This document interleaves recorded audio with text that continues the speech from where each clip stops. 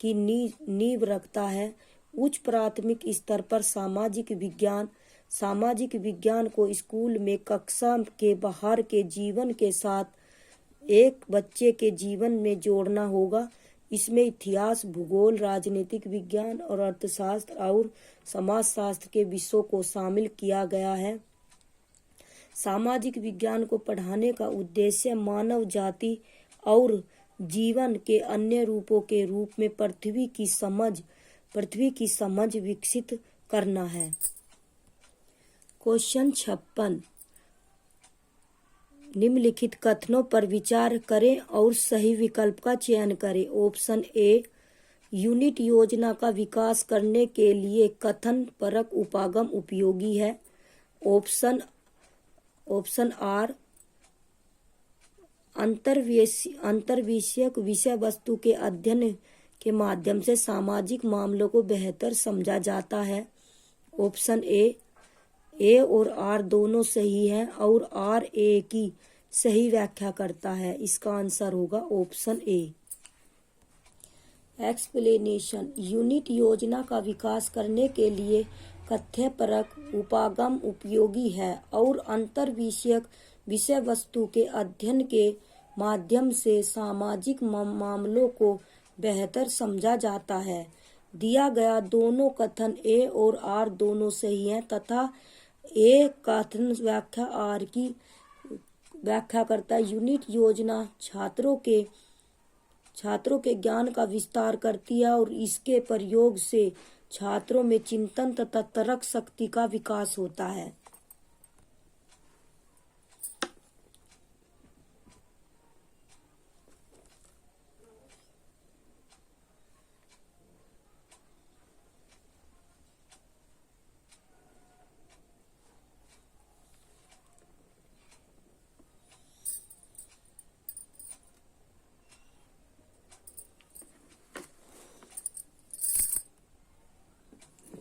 Explanation, प्राकृतिक वनस्पति और वन्य जीवन के बारे में अनुभवात्मक रूप से पढ़ाने के लिए विद्यार्थियों को प्राकृतिक भ्रमण के लिए लेकर जाना सभी विधियों में एक श्रेष्ठ शिक्षा शास्त्री उपागम विधि होगी, क्योंकि छात्र प्राकृतिक, ऐतिहासिक, सामाजिक स्थानों का भ्रमण करके व्यावहारिक रूप से ज्ञान की प्राप्ति करते हैं और वह ज्ञान स्थायी हो जाता है।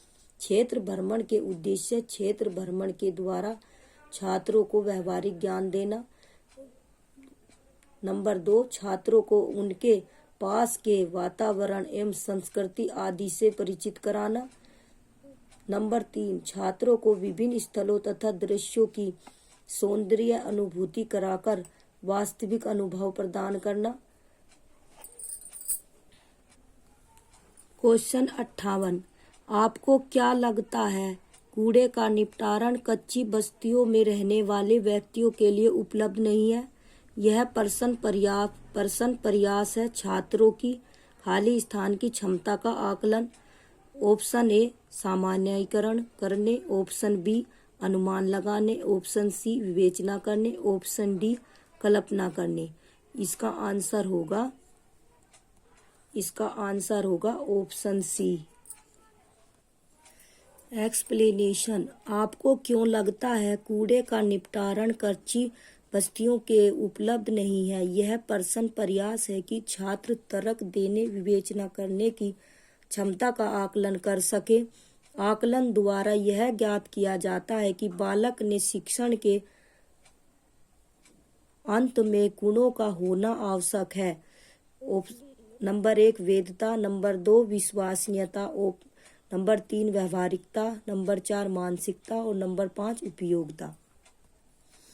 क्वेश्चन 59, एक विषय को पढ़ाने के बीच में शिक्षिका विद्यार्थियों में अवधारणात्मक दुविधा को जानने के लिए एक टेस्ट आयोजित करती है। वह किस प्रकार के आकलन का आयोजन कर रही है? ऑप्शन ए, स्थानन आकलन का। ऑप्शन बी, योगात्मक आकलन का। ऑप्शन सी, रचनात्मक आकलन का। ऑप्शन डी, सहपाठी आकलन का।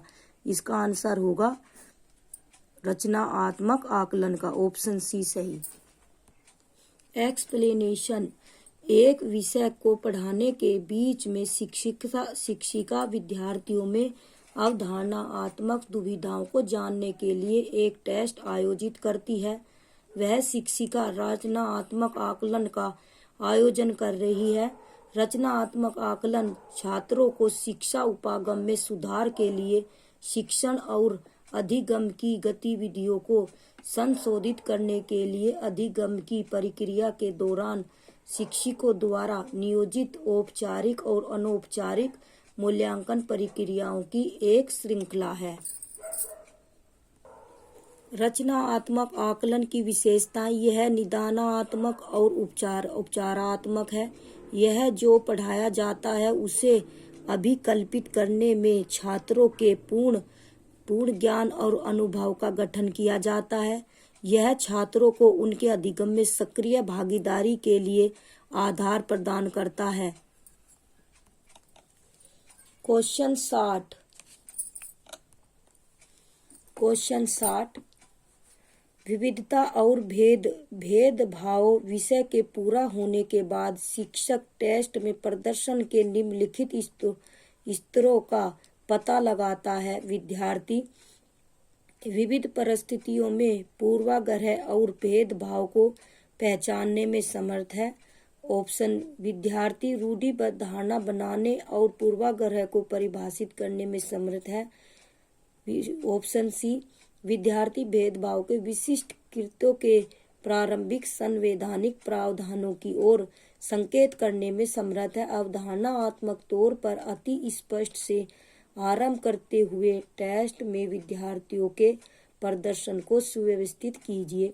Option A B C, option B C A, option C B A, option D C A B. इसका आंसर होगा सी ए बी। इसका ऑप्शन डी सही है। विविधता और भेदभाव विषय के पूरा होने के बाद शिक्षक टेस्ट में प्रदर्शन के निम्नलिखित स्तरों का पता लगाता है। अवधारणात्मक तौर पर अति स्पष्ट से आरंभ करते हुए टेस्ट में विद्यार्थियों के प्रदर्शन को इस प्रकार सुव्यवस्थित कर सकते हैं। नंबर 1 विद्यार्थी, नंबर 1 सी भेदभाव के विशिष्ट कृत्यों के लिए प्रारंभिक संवैधानिक प्रावधानों की ओर संकेत करने में समर्थ है। नंबर 2 विद्यार्थी विविध परिस्थितियों में पूर्वाग्रह और भेदभाव को पहचानने में समर्थ है। नंबर 3 बी रूढ़िबद्ध धारणा बनाने और पूर्वाग्रह को परिभाषित करने में समर्थ है।